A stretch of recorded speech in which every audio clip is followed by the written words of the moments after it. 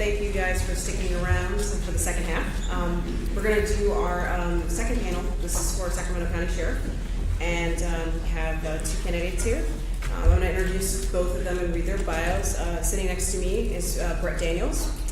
Bret has 20 years of law enforcement experience, including duties on patrol, jails, CSI, traffic enforcement, and courts, and he holds an advanced peace officer certification from the state of California. He has 9 years senior level management experience and 6 years of mid-level supervisory experience that has prepared him to fulfill the duties of leading the department. He has nearly 30 years of public sector experience, including 7 years on the city council, 4 in the United States Air Force, and 20 in private sector experience, including positions at both small and large companies. He's proud to have a wide-ranging support from law enforcement, business owners, teachers, firefighters, and others, and not just a bunch of elected politicians, I'm told. Most of whom are part of the problem, not part of the solution. And next to him I have Milo Fitch, who's also running. Milo is running on a platform of criminal justice reform. As a gang suppression leader and detective and sergeant, he learned how to protect our community, but this experience also taught him the necessity of providing officers or offenders with a second chance to rebuild their lives. As a leader within the department, he drastically lowered recidivism with education and job training programs for inmates so they could become productive members of society. As sheriff, he will draw on his 30 years of working experience at each rung of the ladder within the department. He plans to improve deputy training with focus on implicit bias and crisis intervention training. He will meet with community stakeholders to deepen the trust in the department, and he will eradicate elements of the department that have cost taxpayers $10 million in recent years in sexual harassment and discrimination lawsuits. We want to give a round of applause to our candidates. Donna Cox and, of course, our current incumbent Sheriff Scott Jones are both running as well, but both have declined to attend. Scott Jones first, Donna Cox today. So we're gonna go ahead with our folks here. I'm gonna read the ground rules, just in case you didn't hear them the first time around. Each of you are gonna have 2 minutes to answer a question. We have Tiffany's over here is showing signs when you're running dangerously close to time. So 90 seconds to 2 minutes will be great. And we're going to go through 5 topics today. And I guess you're going to, and also a 2-minute opening statement. So why don't you go ahead. Okay. Well, thank you very much. I won't go over again the nice intro that you read. So that's me in a nutshell. But I'm going to take a few minutes to say that I'm here tonight, and I'm scared. I'm scared because this is going to be a tough crowd, and I lean one way, and Milo leans another way, and we're going to take some tough questions, and I expect some reactions that are not on my side. But we're here, and the sheriff's not here, and Donna's not here. And that means something. And I'm sick and tired of politicians. I'm sick and tired of this sheriff who is running chicken. And I hope that you kind of keep that in mind.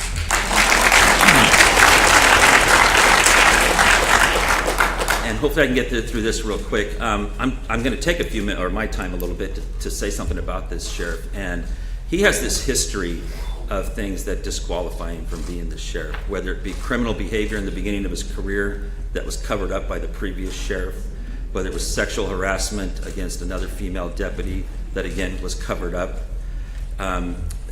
It just goes from there. It's the lawsuit that was mentioned, and retaining the 2 people in the primary figures in that lawsuit, not only retaining them but promoting them to the number 2 and 3 positions in the department today.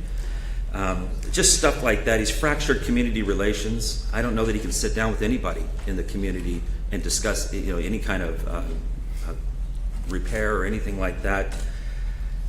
His own campaign manager has said he didn't live here for the first 7 years that he was the sheriff. That's a requirement. And just that kind of pattern. And then finally, he made the decision to quit. He was on his way out. And he picked this hand successor. He reached past his undersheriff. He reached past his chief deputies and pulled up this captain, and he said, here's my guy, and isn't he great, and everything like that. And then his guy got a little bit of wind of what it takes to run in a race like this, and that was that.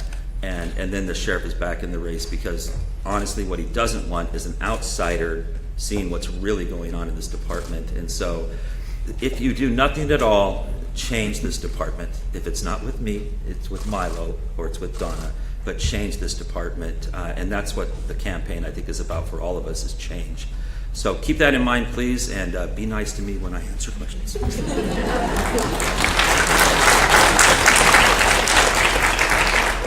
So that's a great segue into what I wanted to start with, and forgive me, I have prepared something because I knew I was limited to 2 minutes.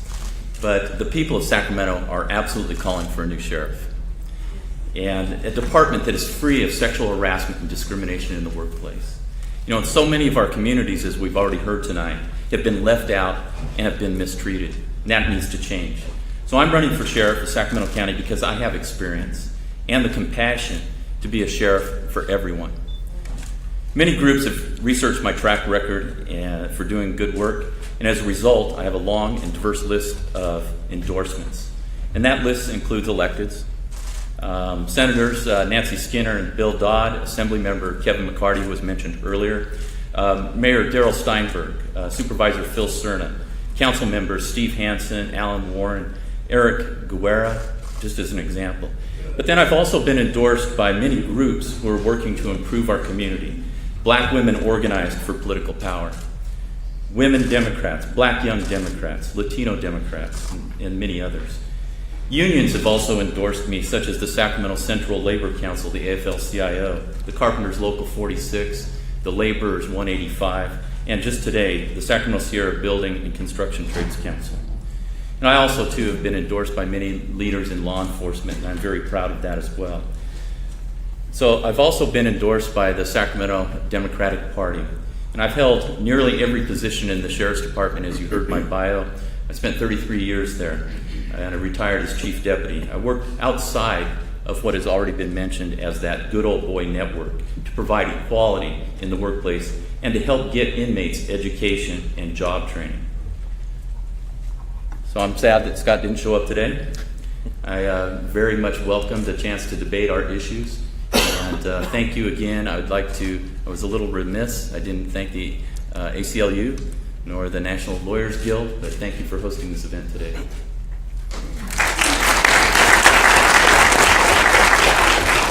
All right, so let's jump right in. Transparency, first topic. So given, again, the shooting of Stephon Clark, transparency among law enforcement at all levels has been something that everybody has been talking about since then, and really I think the community really wants. And that hasn't been a strong suit of the Sheriff's Department at all. How would you remedy that? And that could be everything from body cam footage and releasing dash cam footage to a oversight commission. Where are areas that you think that could help boost that level of transparency and accountability with the public? I'll let you start and we'll go down. If you don't know, this is my 5th time running for sheriff. The last time I ran for sheriff, 2010, the good folks over at the Sacramento Bee said that I was the most transparent candidate in the race. And that is because I do believe in, you just put it out. You put it out and people decide what it is. And so the release of body cameras from the helicopter and things like that, it's 2018. And I don't understand why this sheriff is still, I just don't understand. But it's time for that. It needs to happen, and people just need to see things and understand what's going on. And so I'm a firm believer in that you make things available for people, and they will make informed decisions. I think a lot of times the anger and frustration that people feel in the public is because of a lack of communication. And so to hopefully get past that, release what you know and get on with it.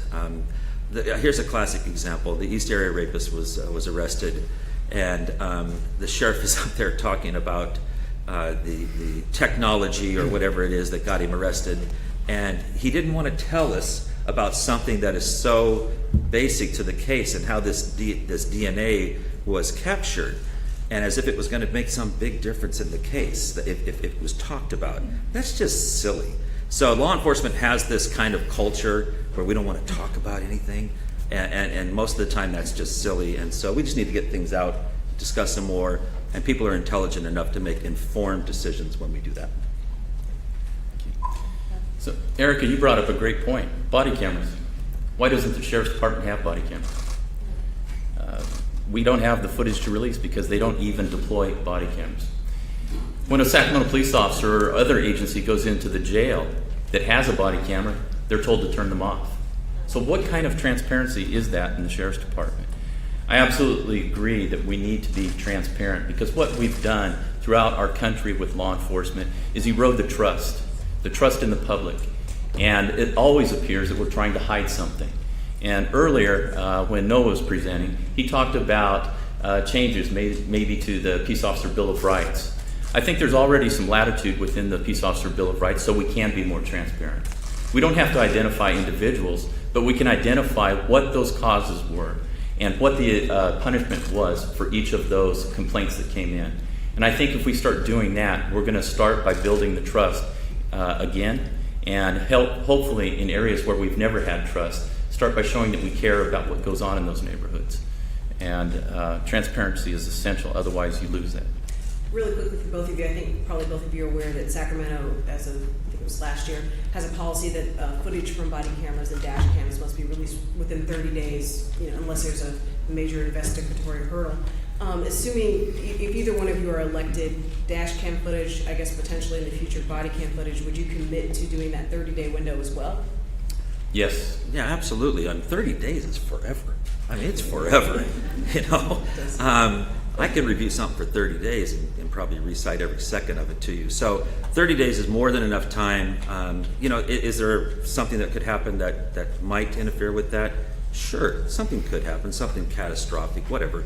But I think in the standard practice of law enforcement, 30 days to look at something is more than enough time. The department's inspector, or it's really not the department, but the inspector general for the county came out with a pretty lengthy report last year talking about the lack of accountability, basically, and kind of protocols within the department that allow members of the community to complain and file complaints, transparency. How do you feel that, are you also open to the idea of doing an oversight board? The city of Sacramento has one. Some people complain that it doesn't have enough teeth, I think is the word that I've heard most often. But would you be interested in doing something like that for the Sheriff's Department to allow another level of community oversight as well if elected? So I think our Office of Inspector General needs to get a chance first, but absolutely I'd be open to that. And it was brought up also, the good old boy system, the promotions.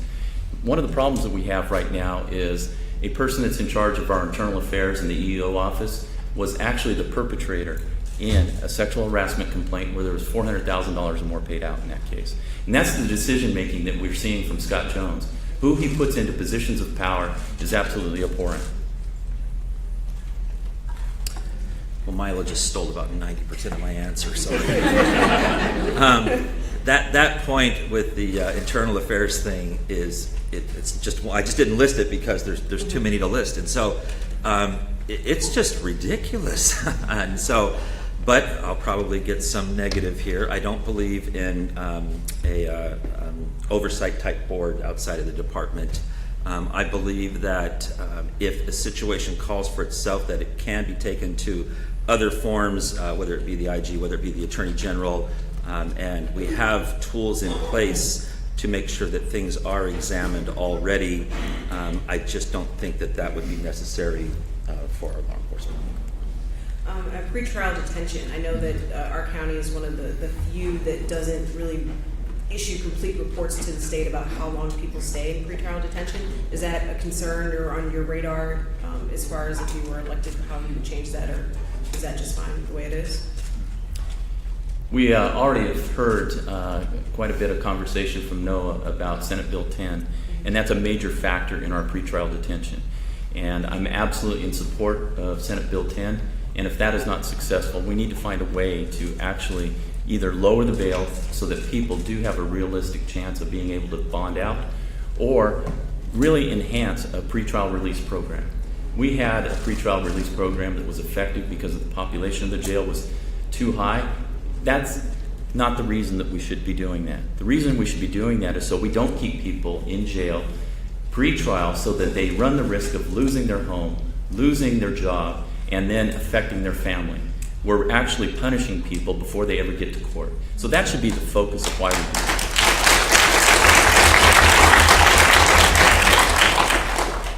Yeah, I think that we should not eliminate bail, but we should certainly reform it, and like you said, look at ways of reducing it to make it fair. It's not supposed to be punishment. It's supposed to be a guarantee of showing up, and that's where the focus needs to be. It costs a lot of money to keep somebody in jail, and in America, you are innocent until proven guilty, and by theory, and so to remain in jail, like the nice lady said earlier about 21 months and still just waiting and stuff like that, that's unconscionable.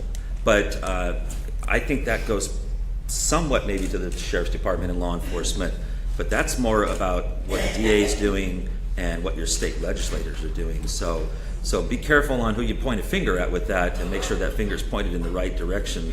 There is no reason, there should not be any reason why the district attorney is not prosecuting people more quickly. You have a right to that, and I would recommend that that's something people try to push a little bit more. You have a right to a speedy trial. You shouldn't be sitting in jail for 21 months waiting to go to trial on something that's not so serious like that.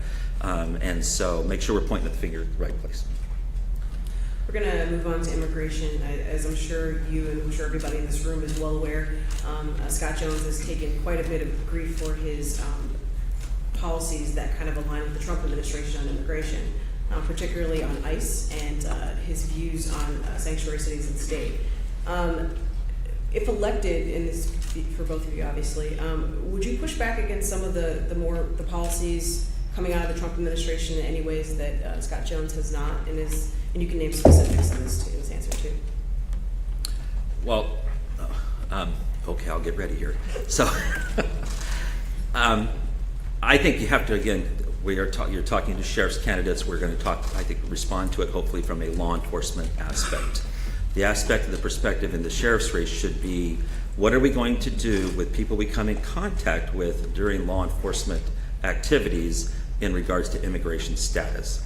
There is absolutely no reason why, and I certainly would never allow any officer to discuss or bring up the issue of immigration status with any victim or any witness to any crime.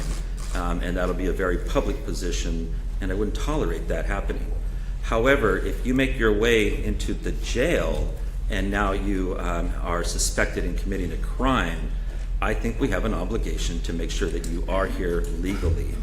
And here's why. I think it's one of the untold stories, and one of the secrets, I think, in this issue of immigration and sanctuary is there are guys out there that are committing a lot of crime against people who are here illegally because they feel as if that victim will not report that crime. And if those guys are going to make their way to our jail, they don't need to be here. So if you made your way to the jail and you've committed crimes and you've come into that system, that's where we will cooperate to make sure that you go home. One quick question for you. Does it matter what crime the person is accused of committing? Well, that's a very tough question because it's difficult to say yes to that because, again, you've made your way to the jail, and now how do we pick and choose? You know, that's bad, that's not so bad. If you're in jail, it's something that's bad. And so, again, if you're brought to jail for a traffic offense, maybe that's not a concern then. And again, I'm not going to say I'm so rigid that I'm not open to some, negotiations or whatever you want to call it, or latitude. But if you come into the jail and you've committed a crime that has victimized somebody especially, I don't think you need to be here. So my position is very different than Scott Jones's position on immigration. When he went back to the White House and had a discussion with President Trump, the director of ICE, Jeff Sessions, and he was on film talking about how he is at ground zero. I think that is abhorrent behavior. What he did was he created a fear in the public in our community of people that have no reason to report crimes any longer that they've been a victim of because they're afraid of deportation. There are a number of crimes that are violent or serious sexual cases that the law prescribes that you hold those people and you turn those people over to ICE. But I'll tell you right now, our jails and prisons are full of U.S. citizens. They're not full of immigrants. You know, many of our immigrants are hardworking people that have come here for a better life.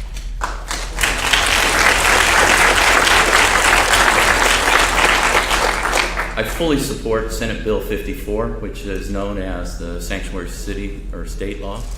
I think it very well defines who should be turned over to ICE and who should not. And it also gives the sheriff latitude. It is not a shall. And we have to remember, immigration is a civil issue. It is not a criminal issue.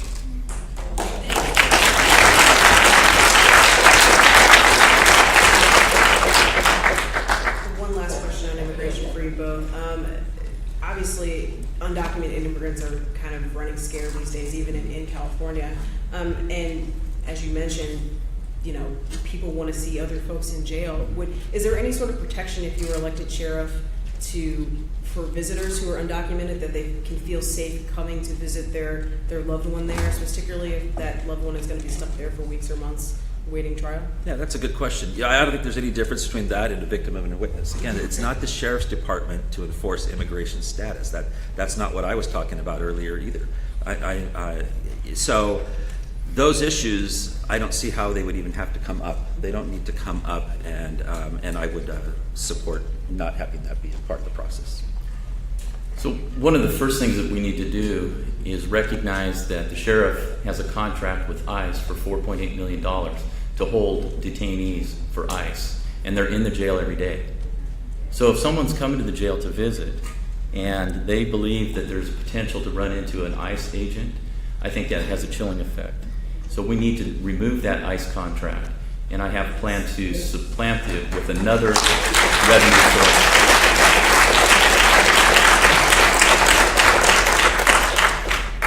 Do you have a view on that ICE contract?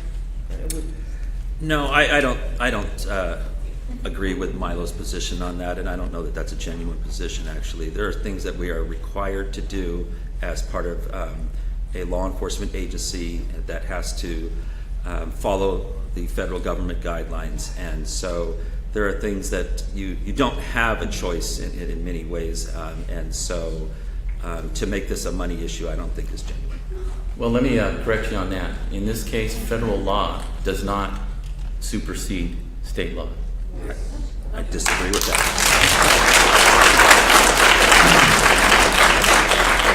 I disagree with that entirely. It is very clear that federal law is supreme, and so to argue it another way, it's just, and I don't know that we need to go on about it. Well, it is in most cases when it's a crime, and remember, this is a civil law. We're going to move on to mental health, another topic that is very important in our community. We have a lot of people in our jails right now that have addiction problems and substance abuse problems, and I think that as far as the community, we don't really know what happens to people very much once they go in and how they're treated. Is there anything that either one of you would do just on the basic transparency front as far as what actually happens inside the jail for people who are in crisis? My turn, I guess. So you're right. Mental health is a tremendous problem, not just on the public side, but also within our jails and prisons. You know, it's estimated that almost 50% of those incarcerated have some level of mental health issues, and we right now are the last resort. Law enforcement has become the last resort to deal with mental health issues. One of the things that I was very effective in doing, though, was starting a reentry council. So if somebody was receiving treatment for a mental health issue, we need to have a continuum of care. So there is a good handoff to the public support system so that we don't just leave them out in the cold. And that reentry council worked very effectively for a number of years, but as soon as I left and retired, Scott Jones decided to cancel it. I will restore that. It's a very effective method of bringing together a collaboration of many different groups, from the mental health, the courts, the DA, the public defender, anybody that had a hand in reentry, whether it was a workforce development agency, and we were able to actually solve problems. Milo made some very good points there, just extremely good points. And you know, when the lady was talking about the situation involving her son, if you know me, you know I'm a crybaby, and it was difficult, you know, not to tear up during that. And so I don't understand why we don't do more as a society to help and deal with mental health issues. There's tragedy after tragedy after tragedy after tragedy in law enforcement and other areas, but in law enforcement that is directly related to the lack of proper help for people with mental health problems. And in the process, it's usually a money issue, but in the process then we turn around and we see huge settlements as a result of the tragedy. So it doesn't make any sense. And so we need, as society, we need to figure out a way to deal better with people involved with mental health issues. And if they do make the way into the jail, they just need to be treated in a very proper, humane way and with an understanding. I worked the jail, I know Milo worked the jail, and you see these people and you know that a person that did not have a mental health problem would not act that way. And we both have seen law enforcement officers act improperly in response to that. That won't be tolerated. I know Milo wouldn't tolerate that. I won't tolerate that. And so treating people humanely if they make their way into the jails, it is a definite requirement under either one of us, I believe. You brought up a really good point about training. I mean, or about deputies dealing with people with mental health or addiction issues, substance abuse. Do you feel that the department has enough training right now? I guess it would be what, crisis intervention training, or maybe there's another type of training. But do you feel like we have enough people trained? Do we feel like we have the right mix of staff? And how would you change that if elected? Well, I don't know that it's a training issue to treat somebody humanely. You know, you don't need to be trained to treat somebody humanely. You don't need to be trained to recognize somebody's not acting in a reasonable manner, and whether that behavior is criminal in nature or whether it appears to be something from a mental health position. And I would certainly support mental health professionals in the field, able to respond to those kind of situations when it appears that that's the circumstances. The problem is, and the reality of it is, these situations can present themselves and they can start to finish be over in the matter of no time at all. And that's the tough part. There's never going to be the resources where you could put a mental health person in every police car. You just couldn't do it. And so, but having the resources available and hopefully to respond to those kind of situations, I think could be extremely helpful. And again, making sure that there is mental health training. There is training where you recognize how you learn certain things to do and not do when dealing with certain types of people in certain types of crisis. And so those things are in place, but I think more than anything, we recognize that we treat people humanely and hopefully have some resources that can help us along the way too. So in cases where law enforcement officers had to use lethal force, it's usually in the first few seconds of arriving on scene when someone's in crisis. And I applaud the lady that devotes her time to crisis intervention training. But it's not a one-time training. You don't learn it just in the academy. It's a perishable skill. You need to learn how to de-escalate a situation so that when you do encounter somebody that's in crisis, whether it's from a mental health issue or a substance abuse issue, that you're able to de-escalate that so that you don't have to resort to lethal force. Inside the jail, we have a very minimal amount of contracts that are dealing with mental health. So what we need to do is use some of our money that we acquire from the Community Corrections Partnership to help deal with the people that are in need. And we don't currently do that, but it has to be a continuum.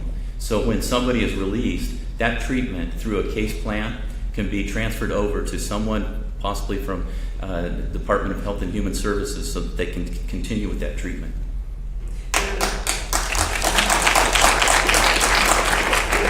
About one of my personal pet peeves with the Sheriff's Department, but under Scott Jones, the Sheriff's Department has a habit of releasing people at all hours of the day and night, sometimes with clothing, sometimes without, sometimes with their meds, sometimes without, and has steadfastly refused to kind of work, you mentioned continuum of care, but work with the broader county efforts to deal with substance abuse and homelessness and all these other societal ills that we're dealing with here in California.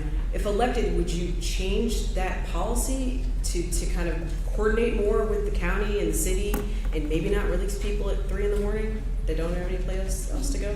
As I said, as a Midtown resident. Absolutely. All of those people that are released downtown were not arrested downtown either.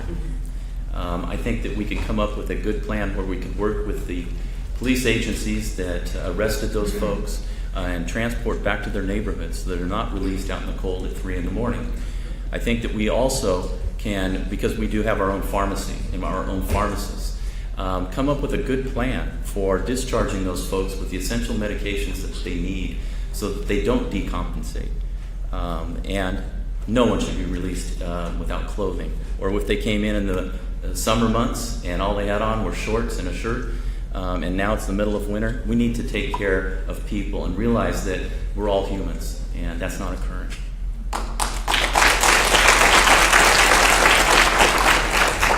Yeah, it's usually some silly reason, like, okay, well, you got sentenced to 3 days, now it's past midnight, that's day 3, get out the door, kind of a thing.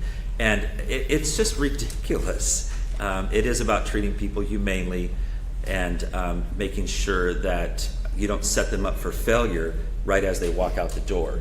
It's like releasing somebody from prison with no money, or something like that. We're just setting you up to go out and do something wrong. And so treating people humanely is what it's all about. It doesn't take a genius.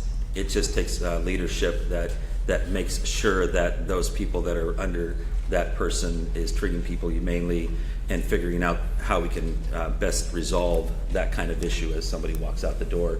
Otherwise, we're going to give them your address. Okay. Great. We're going to move on to enforcing the law fairly. Obviously, the sheriff runs the jail, but there's also a number of deputies that are on the streets working in the county and in different neighborhoods within Sacramento. The city of Sacramento has kind of changed over the years, particularly with the homeless population, and going from more of a strict enforcement of its anti-camping ordinance and sleeping in parks to kind of recognizing the problem and accepting the fact that we don't have a lot of shelters right now, and so getting people to move along is not always the best way to handle those situations. If elected sheriff, what instructions would you give deputies as far as being out in the streets and dealing with our unfortunately increasing homeless population? Well, I don't understand why law enforcement would take any moment to deal with anybody who is out sleeping at night somewhere. Obviously the person doesn't have a home, and so I don't believe that somebody who is in such a situation has a right to go onto private property and not be removed from that property if the property owner wants them to be removed. But if they go on public property, city hall or whatever, they have a right to be there. They're a citizen also, and just because it's 3 in the morning, I don't understand how we can give them a ticket for deciding to bed down and go to sleep. They've got to sleep somewhere, and so to eliminate the negative aspects that can occur towards businesses, we should not be enforcing such regulations and rules and standards or whatever in areas that are public, and I think that's the way I would handle that. Thank you. So when people talk about homelessness, they usually talk about it in the aggregate, but we have to really look at it and stratify what is the homeless population. A number of people that are homeless are former foster kids. Some are mothers of domestic violence that have gotten out of the home and they have nowhere else to go. You have veterans that was mentioned earlier that are homeless. You have a large number, about 33% of the homeless population is formerly incarcerated. That's one of the things that I can do as sheriff to have an impact on. At the jail, they're now sentenced as a result of AB 109, not for a month, not for 2 months, but for years. When I left the jail, the longest sentence that we had at the correctional center was 42 years. So I think I have enough time there that I can deal with what those underlying issues are that would preclude them from not having a job. Most of the people that come into jail have a 7th grade reading level, so we need to bring up their education level. Few have had good, steady employment. They lack the skills, so we can put in career technical education programs so that we can make sure that when we do release them, we do not release them to homelessness. And so that's one of the big things that we can do as a sheriff, because half of our department is the jail.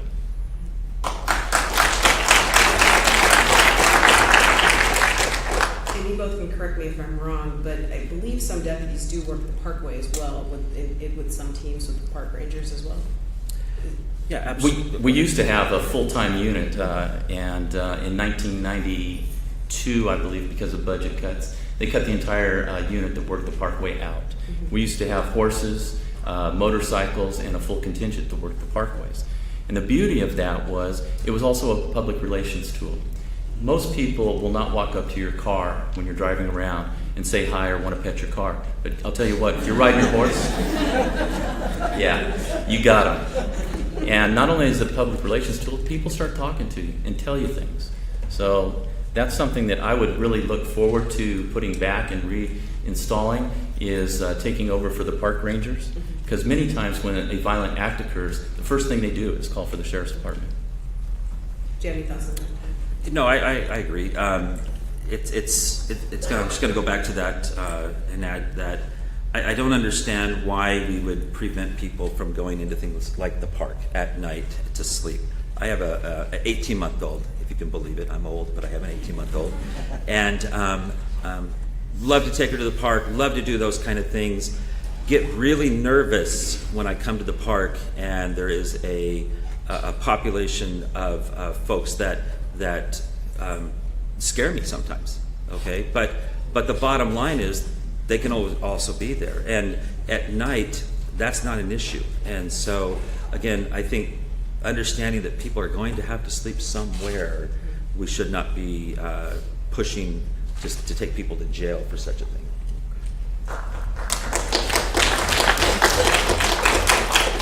Thanks, Mom. Okay. I want to move on to equitable policing, and I'm going to ask a question more about how the Sheriff's Department interacts with the Police Department. There are neighborhoods in the city where both departments work hand in hand. We all understand that the Police Department is moving ahead faster with some of its reforms. The Sheriff's Department until now has not.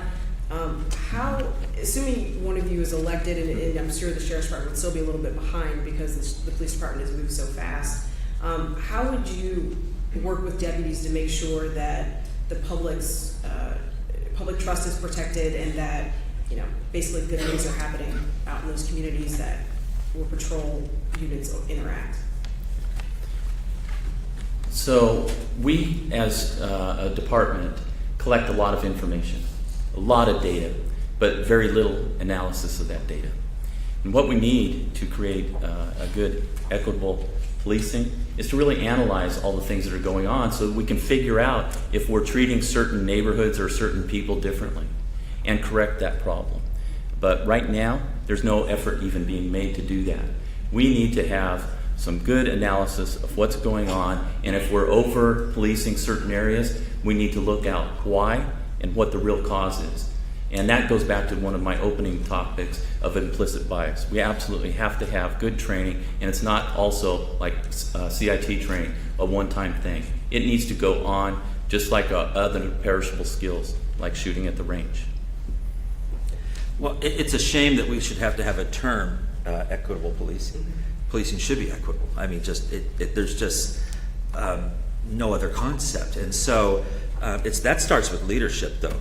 When you're in a position of leadership, and your system is to have a fractured relationship with people in the community, it's not going to work, and the community is not going to trust you, and they're not going to trust your officers. So part of my platform, I have 5 points to it, and number 4 is rebuilding community trust. We've got to sit down at the table with community leaders. We've got to get on the same page, and we've got to make sure that they understand that the department is here to serve the community and not simply to put people in jail. And so rebuilding community trust is essential to that, and it's something that'll be a strong focus as the sheriff. was going to be my next question is, rebuilding community trust. I think that there's definitely some neighborhoods in the city, particularly in South Sacramento and in parts of North Sacramento, where that has to happen, and sooner rather than later. But if elected, what would you actually how would you go about rebuilding trust? And I imagine that would be a little bit more proactive as opposed to reactive. I'm hoping you're going to say that anyway. Yeah, yeah, what she said. So, it starts with doing things like we've talked about earlier, with body cameras, with releasing footage, with putting information out to the public, so that there isn't a lack of information out there, and the public can make informed decisions. But it really means being, at the ACLU candidates night and not being afraid to come into areas that you're going to get your head bit off probably, okay? You need to sit down with people, you need to hear what they're talking about, and just open up dialogues that get you hopefully to a point to where you can trust each other. It'll never be something that's absolute, and there will be incidents and situations that occur that might strain it at times. But when what you do in response to such a situation is duck and dive, all you've done is made it worse. So sitting down at the table, being willing to take the shots, and having an open dialogue with community leaders. We have to do that with community leaders, so that they can then go to their communities and hopefully have that relationship. Sitting down with them is the primary way. So community justice is one of my issues as far as a platform. I think we need to instill a community justice, which also includes restorative justice as part of that. But a key component is community-oriented policing. And a lot of times when we talk about community-oriented policing, we think of a specialized unit. A couple of officers here, a couple of officers there. But the right way to do it is every single officer that's out in patrol is a community-oriented police officer. We need to know our communities. We have such various and distinct and unique communities. And I'm not talking geographically. I'm talking about just members as a whole are very different. And we need to get out and recognize who those members are in the community, the activists in those communities. One of the things that we did many, many years ago, probably 4 decades ago in the Sheriff's Department, is change the way that we deployed our resources. We have now what's called a district. A district is very large. It's probably the size of a lot of small cities. 70,000, 90,000 members in a district, and you may have a couple officers assigned to that on any one watch. We used to have what we called a beat system, where an officer was assigned to a specific beat. It was a very small geographic area, and you would get to know people. You would get to know the business owners, the people that were able to help you maybe prevent something and work together with a law enforcement officer or patrol officer, so that it doesn't come to the point where we actually need to make an arrest. That's kind of unique, that's what we should be doing. And that's how we can start building trust and maybe even start getting trust in some of the neighborhoods that we've never had it. I'll ask a couple more questions, and I'm just going to open it up to the audience for a few questions as well, so start thinking. But to be realistic, though, some of this is going to take money. Am I wrong? Or is this just a matter of redistributing resources, or is this asking, seeking new money? I can't say enough about leadership, and right now there's a huge void in the Sheriff's Department as far as leadership. The men and women of the Sheriff's Department do a great job, and they would even do a better job if they had effective leadership. And that, I think, is one of the things that we could do very quickly. People will live up to the expectations that you set for them. If you have a vision and you're able to communicate that vision of how things look better, how this is going to be a better place, they're going to figure out the what and the how. They're pretty smart. But right now, no one's even telling them the why. Why should we be doing this? It could be a better place. Milo made some very good points there. Excuse me, I have a cold. So, but one of the things on my platform also is the return fiscal responsibility of the Sheriff's Department. There's a lot of money in the Sheriff's Department. There's a ton of money in the department. It's all about how you want to spend it. And so one of the things that we discovered when we started looking into this campaign is that in 2016, over 300 deputy sheriffs made over $200,000 in a year. And over 100 made over $25,000 in overtime. And so there's no fiscal responsibility in the department. And when you do that, and I can bring that because I have a very strong private sector experience, and I can tell you what, if I did that with my employer's dollars, I would be gone. And so bringing a strong private sector experience into the department will help us spend the dollars more wisely to be able to do those kind of things that you talked about. So does anybody have any questions for our candidates? Oh, wow, okay. And good night. We're gonna go ahead to the microphone, so if you guys could like line up, I think that's probably the best way to do this. Good work. That's right. You got 9 minutes.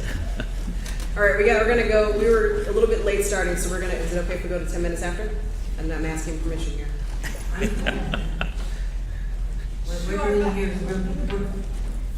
Okay, go ahead, either way, go ahead and start, please. I'm Mariana Batista. I'm a labor and community advocate. And have been for about 30 years now. My question is directed to several times throughout this debate, you've contradicted some of the things that you've said. It's alarming. You said that you didn't think that there should be training. There's a problem with the leadership of the sheriffs. And you see it as a citizen, how they treat people on the streets. They're not approachable. And they're not very friendly. And that starts with the leadership. And then you speak about there shouldn't be any training for that. I'm confused. You take your daughter to the park. You're nervous or scared about the people that are in the park. How can you be a sheriff and represent the people if you're afraid of the people in the park?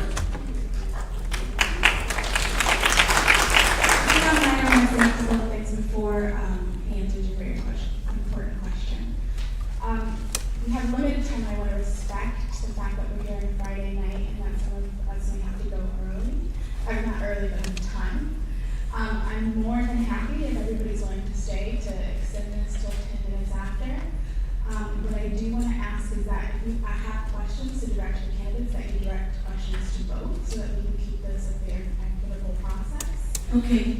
Additionally, I am going to nudge you along if your question tends to ramble a little bit since these aren't prepared. My question finished. Thank you for your question. It's very important and well spoken. I wanted to say that before you started speaking. It was undirected to you. Thank you. So I'm going to start with the first one. I did not say I don't believe that there shouldn't be training. I think when we were talking about mental health, I think I said it wasn't a training thing, that we get training in there. So if there was somewhere else where I said there shouldn't be training for a specific situation, I would be happy to address that, but I don't remember saying there shouldn't be training.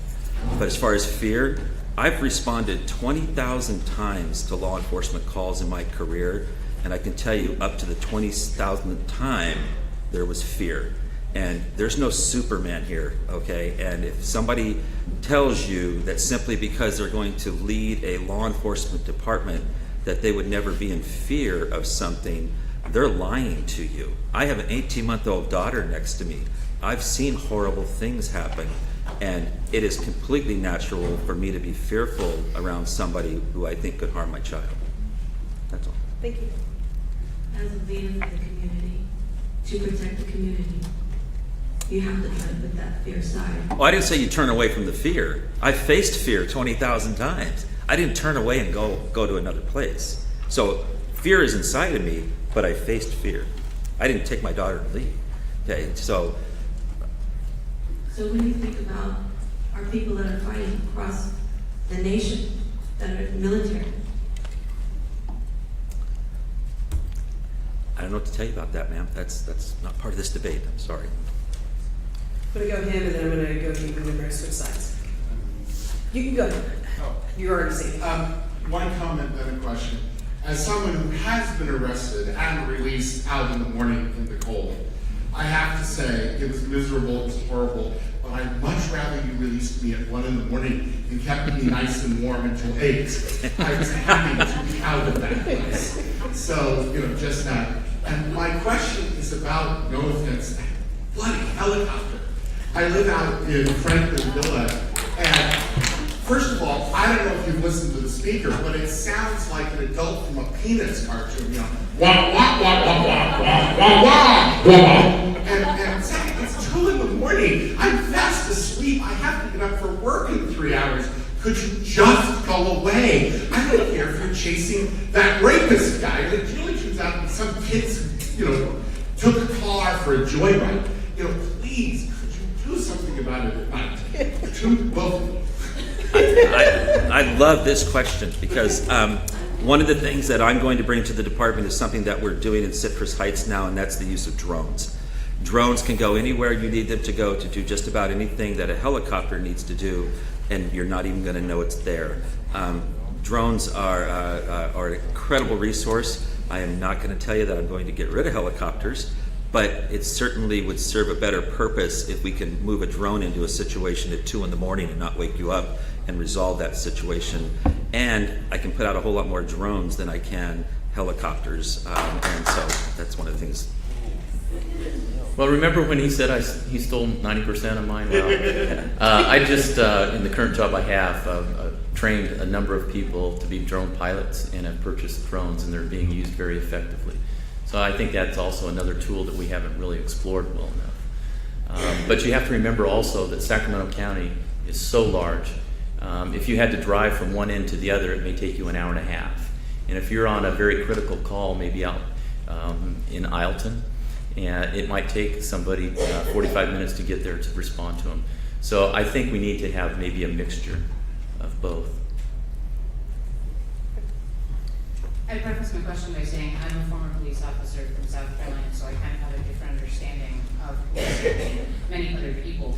But my question is, so we've talked about mental health and policing, and that's the conversation in this room, that's the national conversation, that's all of those things.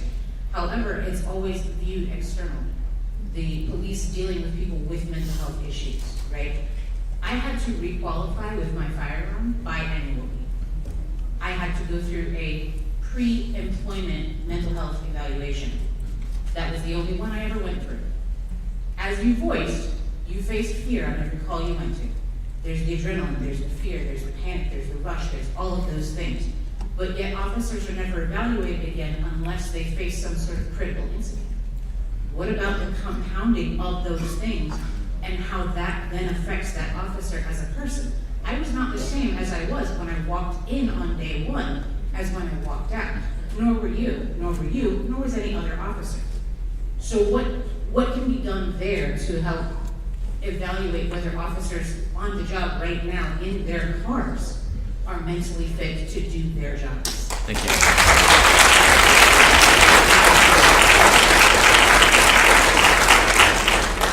That's an excellent point. Thank you for bringing that up. I totally concur with you.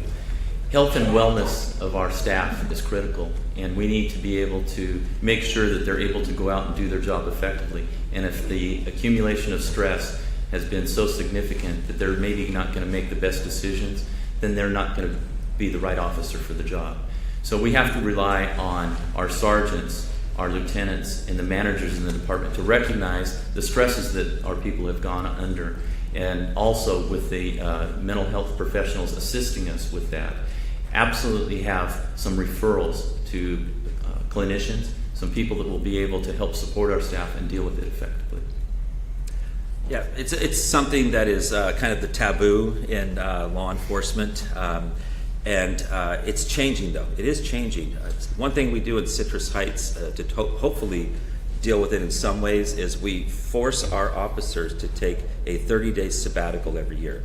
They don't get to choose. They don't get to come in and work off duty, whatever. They have to go away. They're gone for 30 days. And so we hopefully allow them to diffuse, to get it down a little bit and work with it.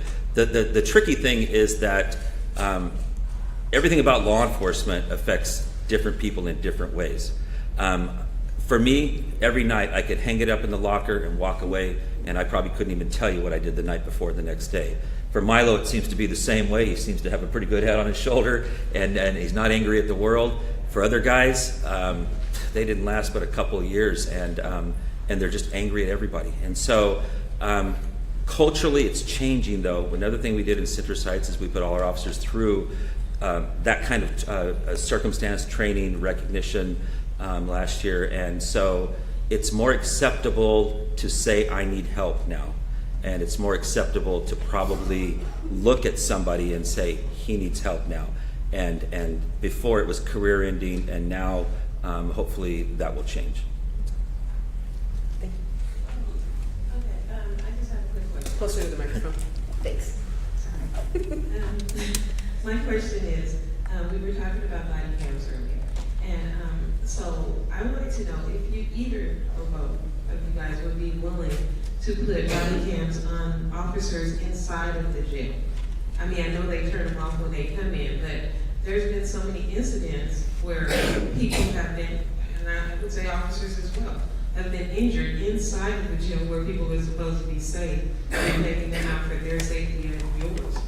And they come out beat up and injured and so on and so forth, and nobody ever has a real answer. So I was just wondering, would you guys be opposed to the accountability and the transparency by putting officers when you're in charge of people instead of doing like the zoo mentality to just treat people humanely and also be accountable for their actions?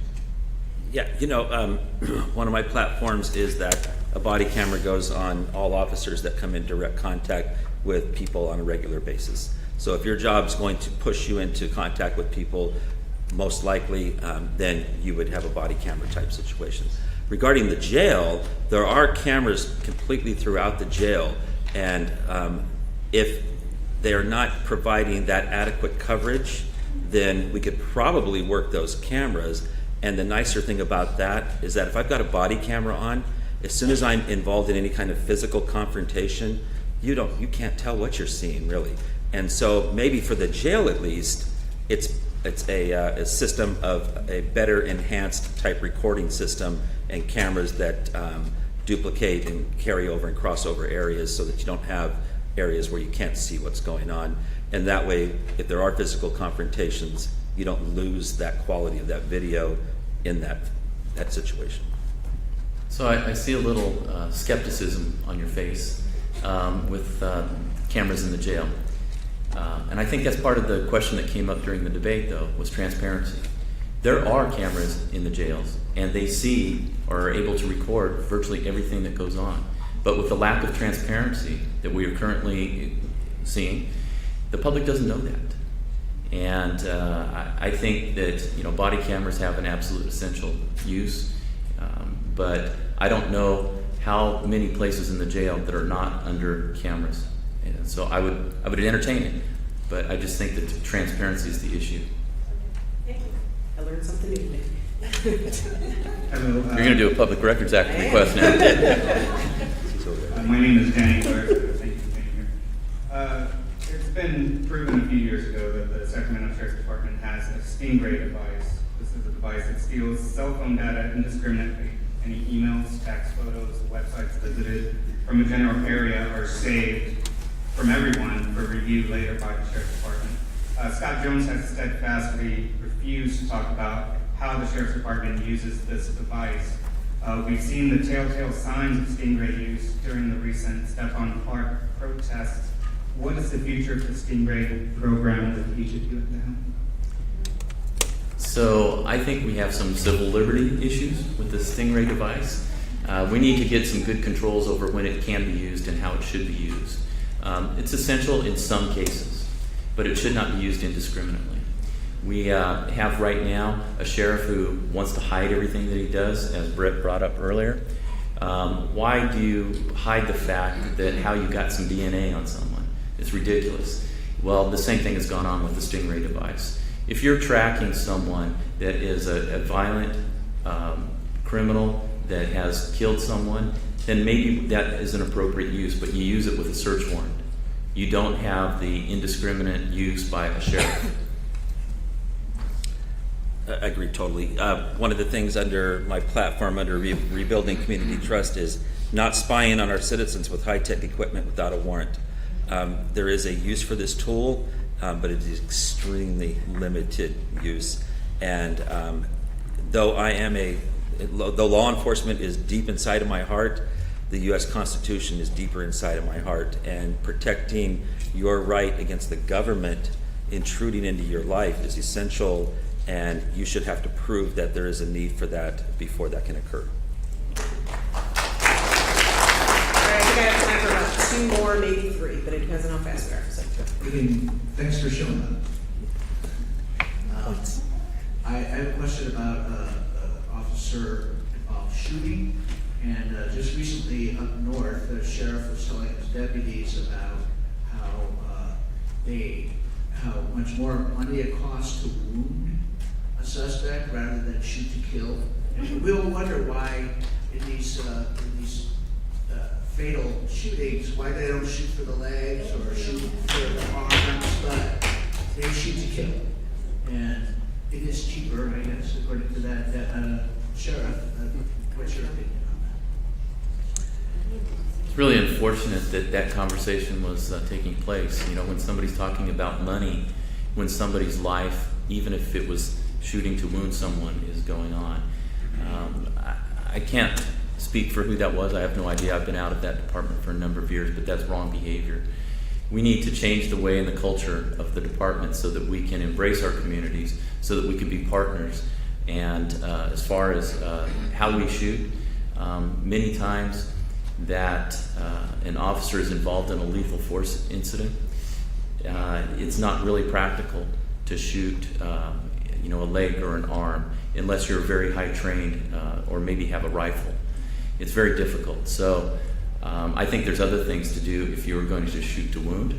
You know, there's tasers, we have canine units, we have many other opportunities using less lethal force than having a gun and shooting someone. Because even if you meant to shoot and only wing them, you could miss and kill that person. So I think we deploy other weapons that we have that are less lethal, whether it's, like I said, one of our canine units or something like that. Yeah, very good points. It's not TV. It's just not TV. And so we don't, you're not trained to kill people, okay? You're not. You're trained to stop the threat that's coming towards you. The easiest way to stop the threat is to shoot at the biggest point of the threat, and that's typically the torso. That is how you're trained.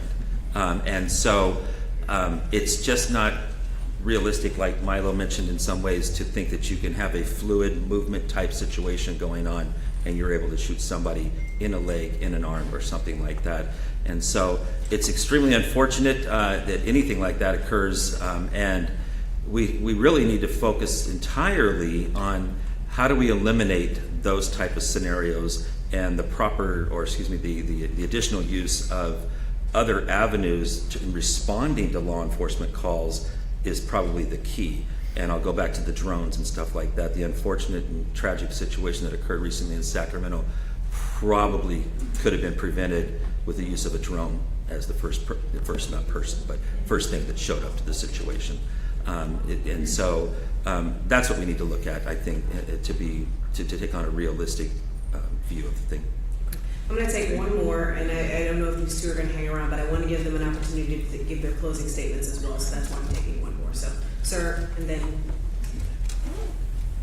I really want to thank all of you for the effort of making this a community forum to speak to these issues.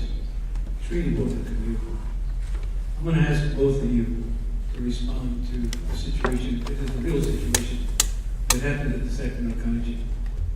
You have a deranged, crazy man at one of the largest home depots here in town, chasing a Mexican woman with a sledgehammer, slamming it into her head. And at the same time, the day before, a person alleged to be undocumented is being housed in detention at the county jail here in Sacramento. With all the brains and all the academic training of these deputies, they take the deranged man who's trying to kill a Mexican woman, apparently sent her to the hospital, and they take him right to the same jail cell as this undocumented Mexican man. And with less than a day to go by, he strangles him with his own t-shirt and murders him. But none of the deputies could come back and indicate that they heard anything in the jail. Well, apparently all the inmates are saying, this guy, somebody come in and try to look at what he's doing to him, he's going to kill him. Nobody came to his aid. Somehow, these deputies, knowing well that this man was deranged or crazy, whatever, and wanted to murder somebody out of some shopping center, they go right in to stick him into what is the county jail because alleged to be an undocumented person. But he should have been released as soon as possible because he wasn't a criminal. But they had a hold on him. They wanted to make another $150, the second night. So I'm saying to you, what would you do? How would you respond to your deputies as far as being negligent and being a part to a crime? Knowingly known that this man was there and he was dangerous. An innocent man, and all of us, he came to this country is to feed his family, and yet the county jail here in Sacramento couldn't take care of him and already detained in a safe place so nobody could hurt him. Thank you. What would you do, both of you do, even though it was a travesty of having to have the family go through all this pain? This young man is only 22 years old.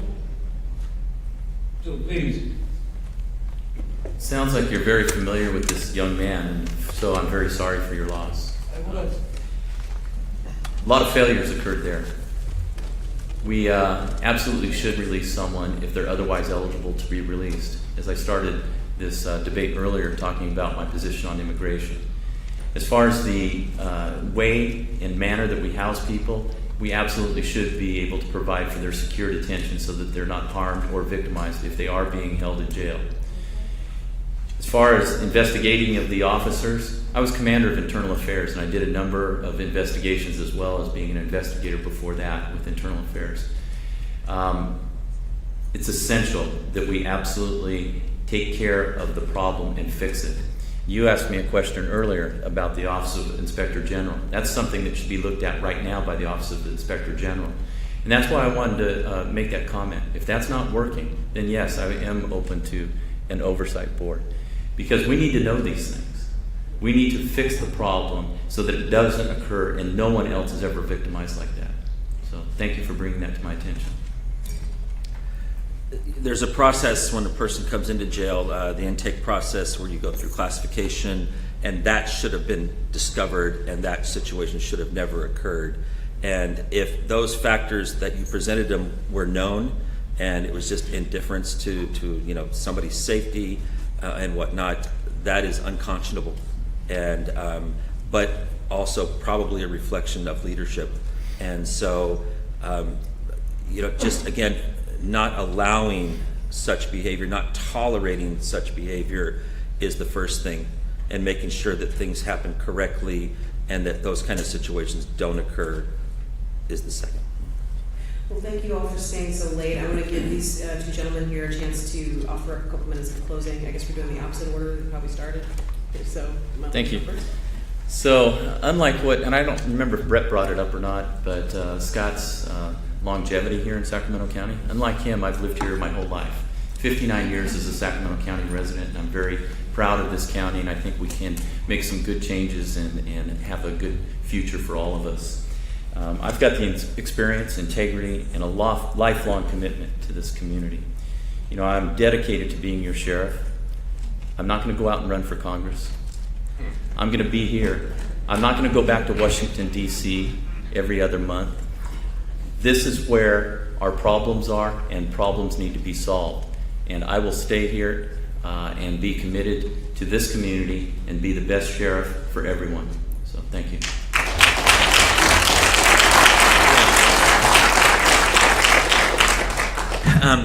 Like Milo, lifelong resident. I promise you I live in the county.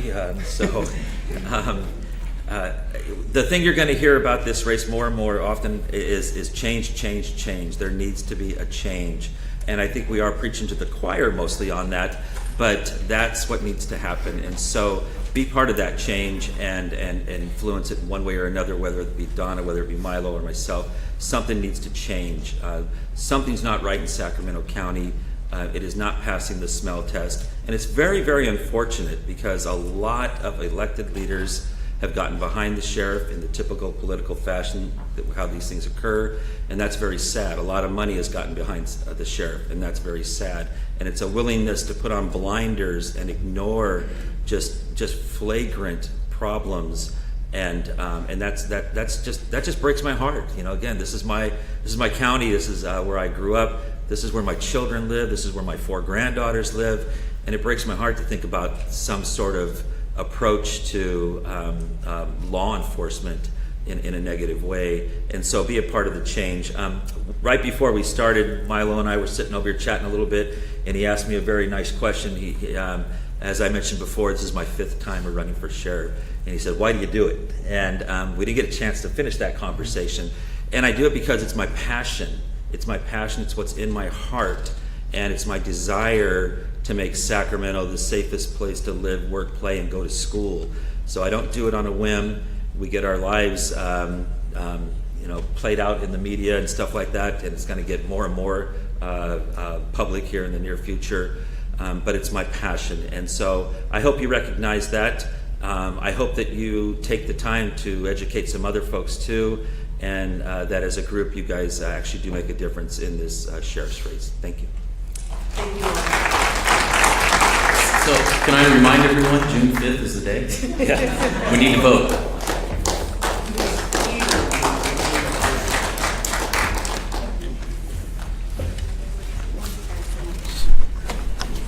I just want to ask everybody to give one more round of applause to the community leaders who spoke earlier.